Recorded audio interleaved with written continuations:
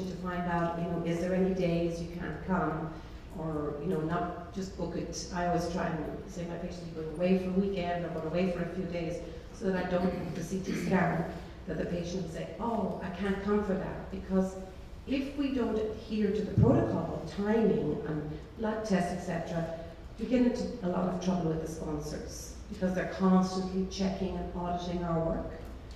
And it's very scary when they say you have a deviation. It's the worst word in trials. You have a deviation. I think I want to throw up when they tell me that.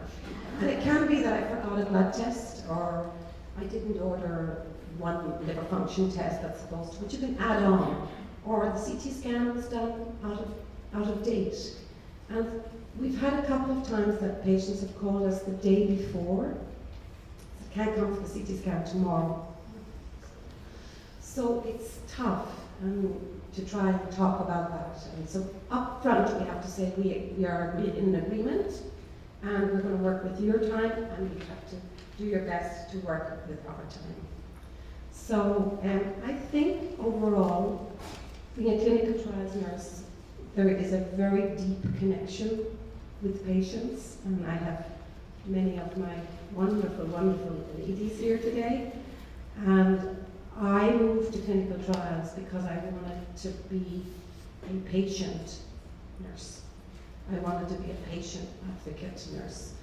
It's a sort of disappearing trend in nursing, I'm afraid. But I believe that we can work together. We're a team. It's not the nurse says, and you're the patient. I think we're a team.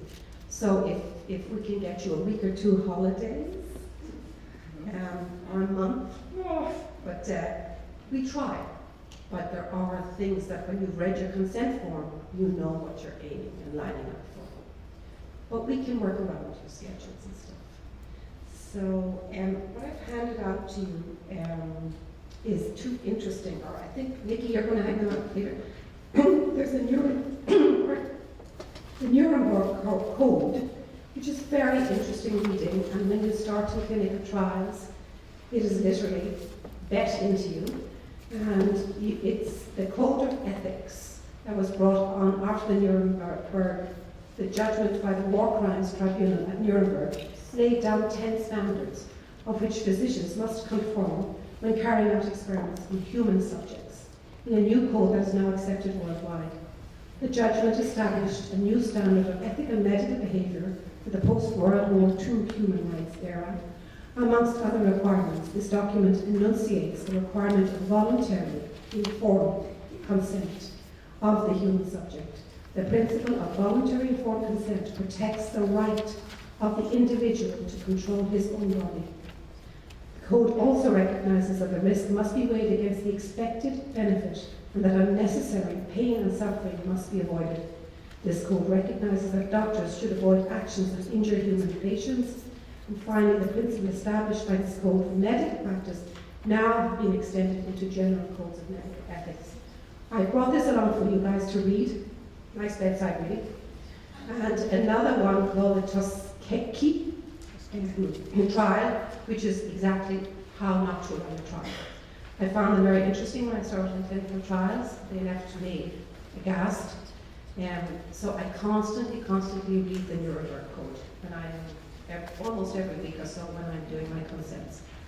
So I hope I have shed some light on why we are so hysterical that patients read. Oh, one more thing, interpretation services. I think I have it down there. If you do not speak the language, English language, we have a huge interpretation services principle at the hospital, which we're very proud of. And we will send the consent and get any language you can name, and they will come to the room and you will read that verbatim to the patient. So that's a great service that we do. So if you don't understand the language, we can get you on the file. So I hope I've enlightened a little bit, and I don't mean to be judgmental if I sound that way at all. I'm totally for my patients. So I just want to add that 3 weeks ago, I had to sign a consent myself, and I was told that my heart had stopped for 15 seconds, and 48 hours later I had to sign a consent for a pacemaker.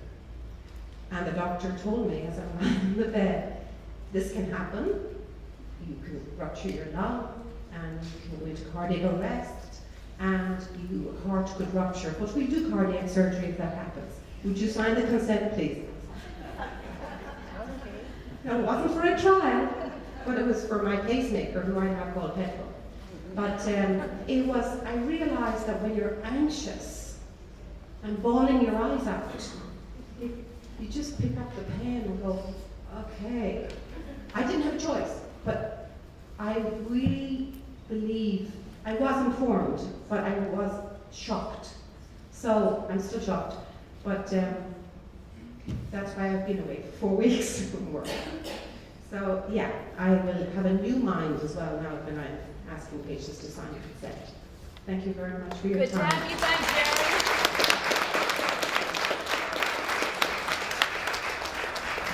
Would you stay for a minute just to see? I think we might have some questions for you. And I see Phil's hand and I see you in the back. So we'll start.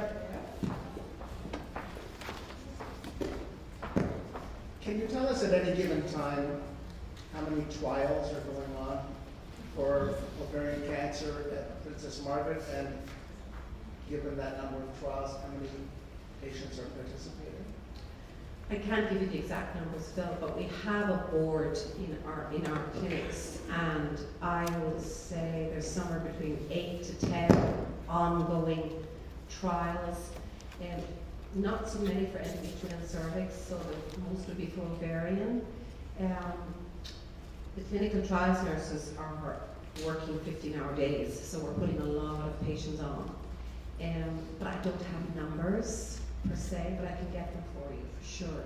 So I'd say we have a ton of new trials opening up now soon for the PARP and targeted therapies, and hopefully the new virus trial as well, which I'm in charge of. So yeah, it's an exciting time. There's trials closing and trials opening all the time. So I can't give you numbers, but I think off my head, I would say 60% of patients may, Marcus Moore, may be on trials at any given time. Huh? It is Princess Margaret's very, Very high, yeah. But it's 20 to 30%. Really? It seems like 60%. I'm trying to make a case for more nurses. But we're busy. Yeah. But we're up to date all the time. All the time that board has changed. So any doctors can come and look at the board and see what's available. So that's a really good way of gathering patients in. Jerry? Yeah. I was referred to you actually, and I know you have so many patients, you probably don't follow me, but I received a call that there wasn't any trials available for me. Again, I'm a post-syndrome patient, and I don't know if that was the case. I was devastated when you called. Mm-hmm. Did I call you? Yes, you did. Oh, merciful Father. Anyhow, do I stay on the list, or do I? We have a running list. Yes, we have a book. Okay. And I'd have to go over and recall it again in my mind. It might be the Lynch syndrome, because again, in the exclusion criteria, there are definite other comorbidities, not that I'm saying that is, but that rule you out. So, yeah, it's devastating when we tell, but there is a running list of patients for each trial. Do I need to check to see that I'm on that list, or do I go? It's no harm to. It's no Okay. harm to. And you can, I mean, I have another patient that always emails me every so often and says, am I open for anything else? Yeah, Okay. for sure, I have one for more sure. question.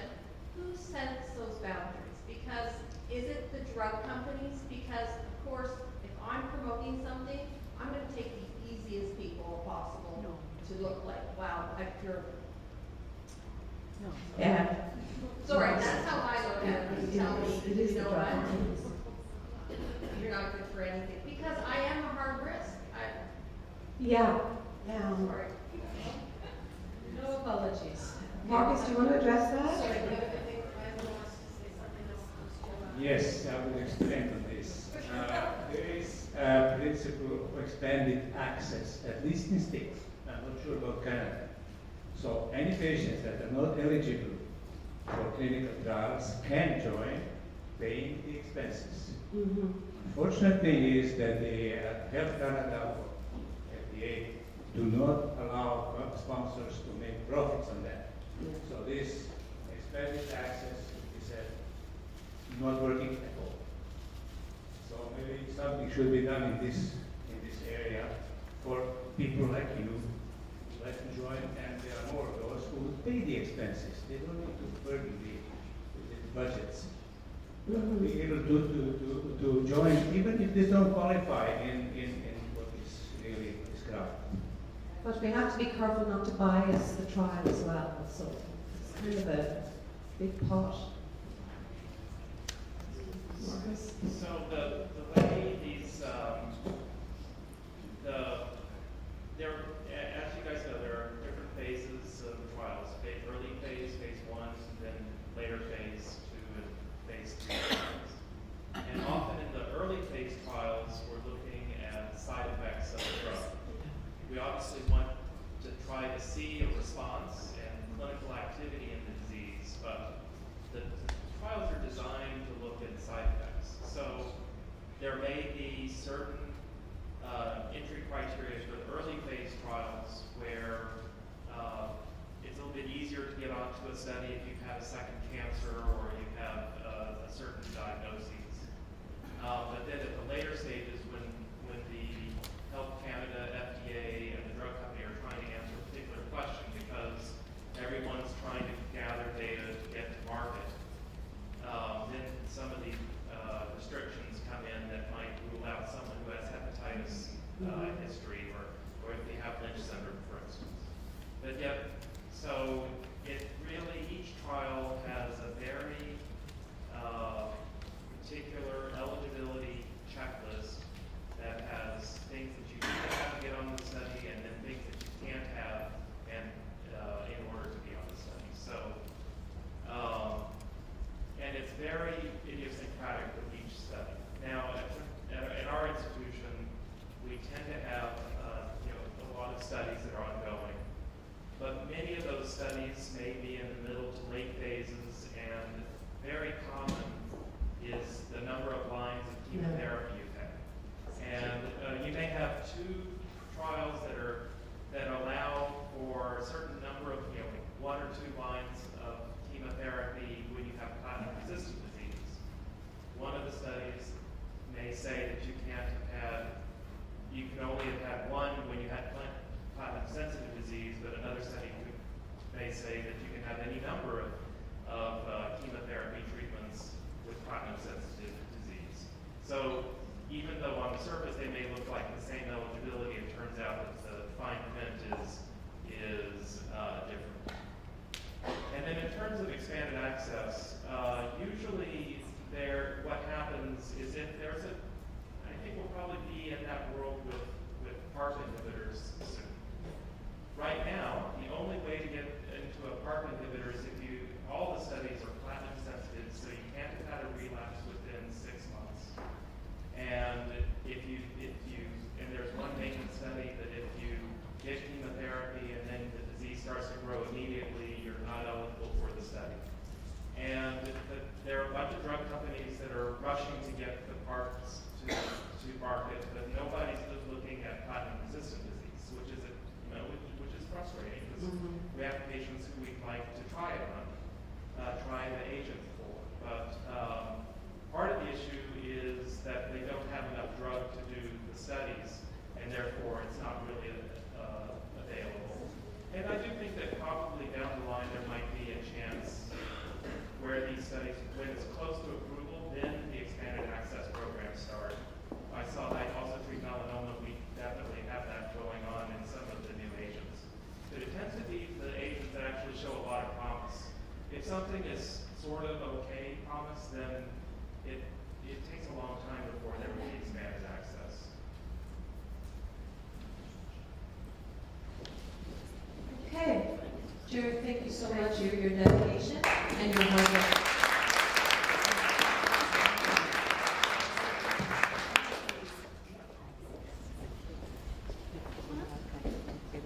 Okay, so are you ready to Zumba? You're supposed to say yes. Yes.